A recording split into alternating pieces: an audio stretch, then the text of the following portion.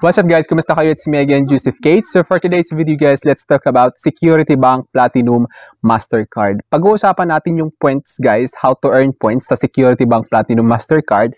Magkano nga ba yung spend para makapag-earn tayo ng points? And of course, yung annual fee, pag-uusapan natin yung perks and benefits or purpose ng credit card na ito. And at the same time, of course, yung income requirements at saka yung application requirements. Pero bago yun, nais muna kitang imbitahan na mag-subscribe sa YouTube channel ko kung bago ka pa lang kasi marami pa po akong i-share ng mga tutorials, knowledge, and experience of mine in the future. Kaya naman huwag niyong kalimutan mag-subscribe para updated kayo lagi sa mga vlogs na i-upload ko. Yun lang po at sobrang maraming salamat po. So as you can see guys, ayan, Security Bank Platinum Mastercard. So yung points ngayon guys, so unahin ko na how to earn points. So non-expiring rewards points siya. Earn 2 points for every 20 pesos spent using your Security Bank Platinum credit card.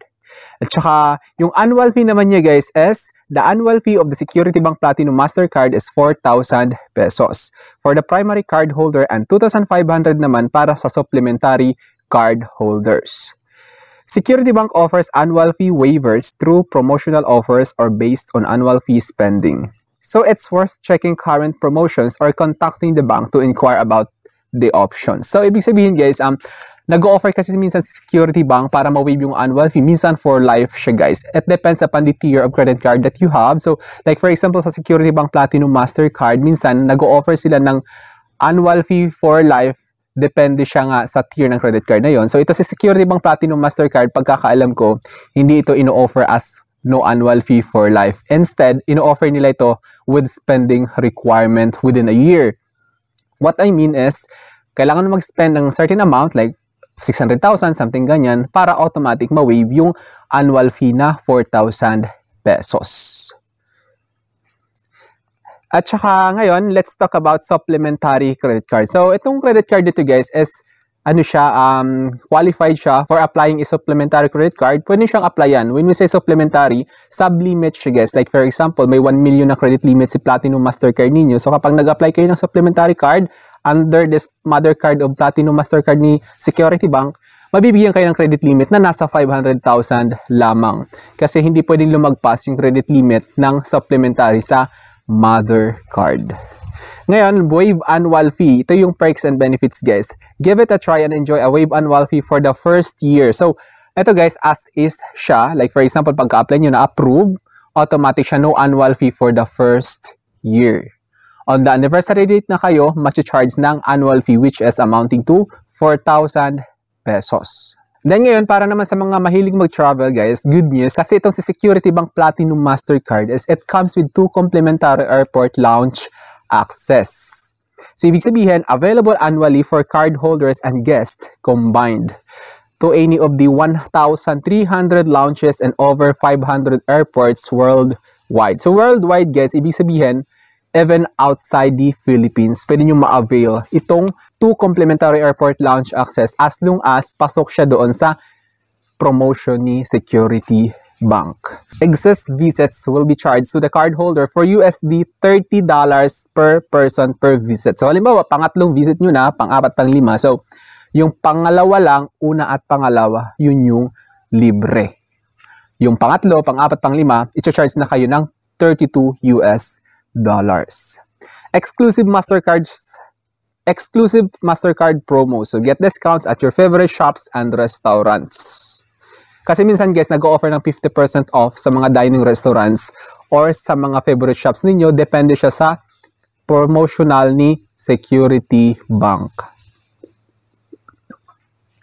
Ngayon, let's talk about Mastercard Travel Pass. So, enjoy access to more than 1,300 lounges in over 500 airports worldwide, as I have just said a while ago, as well as dining, spa, and retail offers from select exclusive airport merchants with your Platinum Mastercard. Free travel insurance. So, yung Security Bank Platinum Mastercard credit card, the Security Bank S comes with free travel insurance. Get coverage on accidents and more when you book your airline ticket with your Platinum Mastercard. So take note guys, when you book your ticket with your Platinum Mastercard. Ibig sabihin guys, kailangan yung ginamit yung credit card kapag nag-book kayo ng ticket is yung credit card ninyo sa Security Bank para ma-honor yung free travel insurance. Mastercard Travel Rewards. Enjoy exclusive automatic cashback offers from participating overseas merchants when you travel, shop, and pay with your Platinum Mastercard credit card. E-commerce purchase protection insurance. Get up to $200 coverage when you shop online with your Platinum Mastercard. So when we say e-commerce kasi guys, is electronic commerce. Like for example, Shopee, Lazada, Alibaba, Shein, something like that. TikTok Shop. So pag ginamit ninyo yung credit card ninyo, which is yung Security Bank Platinum Mastercard, covered kayo for an insurance protection amounting to $200 siya. Coverage niya yun. Then ngayon, let's talk about eligibility for Security Bank Platinum Mastercard. So, you must be a Filipino citizen and Philippine resident. Principal card holder must be between 21 to 65 years old. So, sad to say guys, kapag 66 ka na, malabo ka nang ma-approve for a Security Bank Platinum Mastercard. So, yung regular age niya, hindi siya 18, 19, 20, kundi 21 to 65 years old. So, pwede siya sa supplementary lamang. Itong below 21 years old. So, kailangan of course, employed as a regular employee for the at least 1 year or self-employed profitably for at least 3 years. So, kung hindi ka man empleyado, you must be a self-employed. When you say self-employed, may negosyo, something ganyan. So, of course, you have to provide AFS. When we say AFS is Audited Financial Statements. Kailangan mong magpa-audit ng negosyo mo. It should be profitable within 3 years. Then ngayon, yung kailangan niyang income requirement guys is 780,000 for 1 year. For self-employed, must be a Security Bank depositor for at least 12 months. Must have a landline number and email address. So ngayon, hindi yung required documents. Of course, kailangan yung government-issued photo-bearing ID. So when we say tulad ng driver's license, passport, PhilSys or Philippine National ID, postal, UMID, yun yung mga primary IDs guys.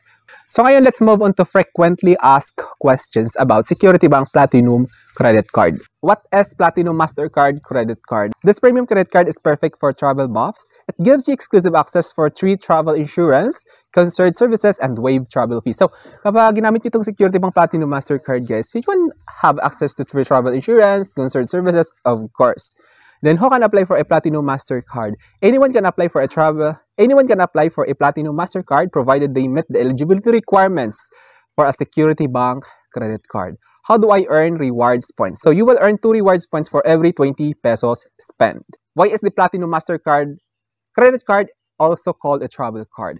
Aside from earning rewards points for every qualified spend, your Platinum Mastercard gives you access to benefits and privileges such as airport lounge access. Syempre, kapag nag-travel kayo, so you can relax before your flight. Kapag nasa, like, for example, sa NAIA, may PUGS, may Mahaba Lounge, may Mabuhay A Lounge. So, pwede nyo ma-access yun using your Security Bank Platinum Mastercard. So, I think that's all for now. Thank you so much for watching. Don't forget to subscribe. It's me again, Joseph Kate, that says, we don't have cash because we go for cashless transactions. Bye-bye!